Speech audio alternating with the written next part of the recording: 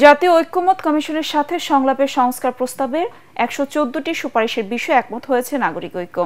এর মধ্যে ১০০টির নারী আসন এবং ৭১ সংসদের বিষয়ে একমত জানিয়েছে দলটি। বিকেলে জাতীয় সংসদ ভবনের এলডি হলে আয়োজিত সংলাপ শেষে এ তথ্য জানান নাগরিক পার্টির কেন্দ্রীয় কমিটির সদস্য জিল্লুর আহমেদ চৌধুরী দীপু। এছাড়া দুর্নীতি দমনে জিরো টলারেন্স সহ বেশ কিছু বিষয়ে আলোচনা হয়েছে বলেও জানান তিনি।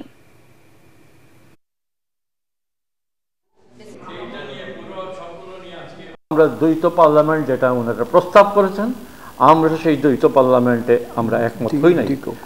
আমরা এক কক্ষ বিশিষ্ট পার্লামেন্ট যেটা আছে সেটাতেই আমরা বলছি ওনাদেরকে রাখার জন্য। আর নারীদের আসনের বিষয়ে ওনারা ১০০ নারী আসনের কথা বলেছেন। আমরা বলছি চলমান যেটা আছে ৩০০ এমনি আসন আর ৫০ জন নারী আসন, সেখানে হয়তো আমরা ৫০ থেকে ১০০-তে যেতে পারব।